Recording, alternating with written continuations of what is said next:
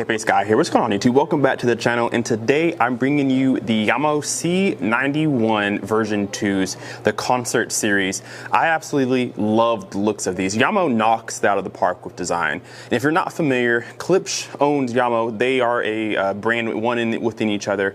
And Jamo is maybe their more budget line versus their Klipsch line, but it seems like Jamo makes the better looking speakers in my opinion.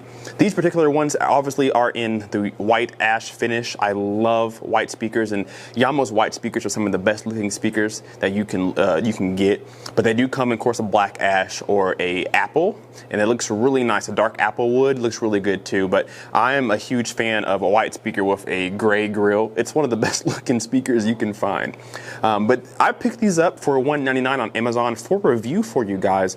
Today we're just going to do an overview, just take a look at them, talk about them. But you guys, if you're familiar with my channel, you know that I like to sit down with them and listen to them in many different applications with a lot of different genres of music and get a good idea of what these can and cannot do, and then do a separate review once I've done that. So we'll just kind of talk about these. So let's do that. So these speakers here are one of two. There are the 93s that you can get, a little bit bigger bookshelf. These are the smaller little brothers, the 91s. And these are rated at 100 watts RMS, 150 watts max. So they actually take a pretty decent amount of power, regardless of them being really small. Now these are a two-way bass reflex system, meaning there is a tweeter on the top and a driver on the bottom. And they don't weigh very much either. They're just over 4 pounds, 4.1 pounds to be exact. Nominal power rating of 50 watts. So they'll take 50 watts just fine.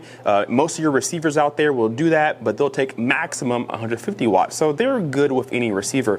Now here's something that surprised me when I was doing a little bit of research, is that these aren't very efficient. They are 86 dB sensitivity. That's on the lower side of efficiency, meaning how well they take power and turn it into music. So you're actually going to want to try to power these on the higher side, maybe as close to 100 watts as you can. Again, most receivers will get pretty close at most times, but you do want to make sure that your receiver receiver can handle these speakers because they are also 6 ohm rated. So they're not very efficient, and they're mid-tier on the ohm rating. So you need a pretty sufficient amplifier to power these, surprisingly, but I think they'll sound good regardless. If you know Klipsch is usually really highly rated when it comes to sensitivity. They're usually 90, 96, 97, 98 dB sensitivity, so they're super efficient with power, meaning any amplifier can power them. But these here are 86 dB, so keep that in mind. Now, their frequency response is 65 hertz up to 24 kilohertz, so pretty good range, and being as small as they are, I didn't expect them to have much bass, and they don't. 65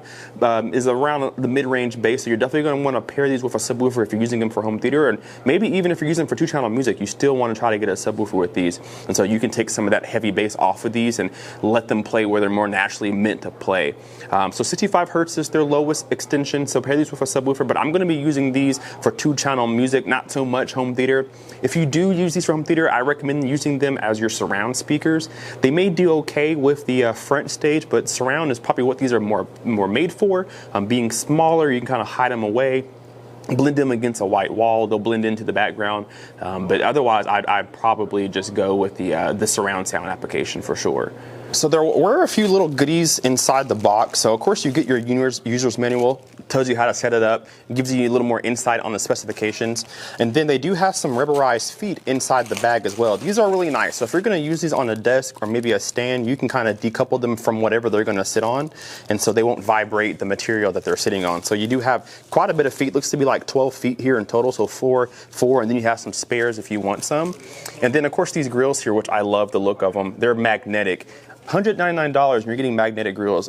I need some other manufacturers to take note of this. There's some high-end, higher-end speakers that cost way more that don't give you magnetic grills, but for $199 you get that. They just snap right on into place. I love them, and they're symmetrical, so it doesn't really matter which way you place them because they look the same on each side, but on the other side they do have a cutout. One's bigger than the other, so that suggests that this is the bottom and this is the top, and so it goes on that way, but either way it looks just fine. So I really like the binding posts on the back side. I'll try to turn that around for you guys.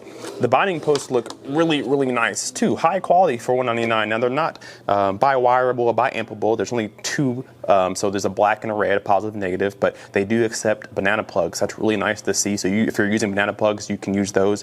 If you're using your standard bare wire, you can untwist them, of course, and insert that wire. And then there is a keyhole type of mounting system on the back, so you can put a screw in the wall and just hang them against the wall. And you may find that to be a favorable position because there is a port on the back, and because the bass, there isn't too much of it, you may be able to get away with putting it a little closer to the wall and letting the wall reinforce some of that bass so that you can kind of get a little bit more amplitude when it comes to the lower frequencies. But be careful with that. Putting them too close to the wall could muddy your sound. So we'll have to play with that when I'm doing my listening, but you can mount these directly against the wall or of course leave them on a stand if you want to. So I'm super excited.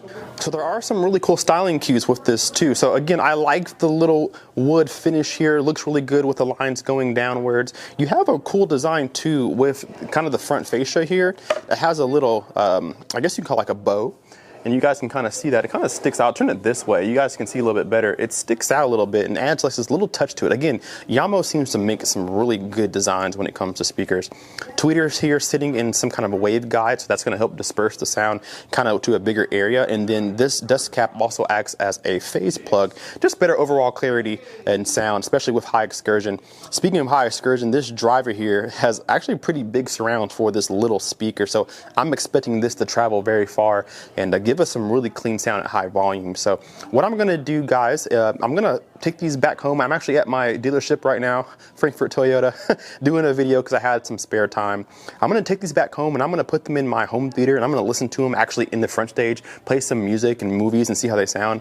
And then I'll put them on my desk and listen to them near field and see how they sound up close as desk monitors and see what I think about that. And then we'll do a full review in the next video. I'll probably post that video probably Sunday, this coming Sunday. Today is Friday of this video here. So I'm super excited to have these in stock. in my own home to listen to. I'll give you guys a full review.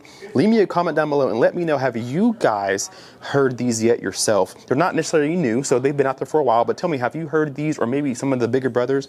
Let me know that down below in the comment section. Tell me what you thought about them. Don't spoil it. If they're good, tell me that, but if they're terrible, let me figure it out. I'll see what I think about it. But anyway, leave me that comment down below, hit that like button, and subscribe if you are not already. We will see you guys in the next video. Kpaceguy out. Peace.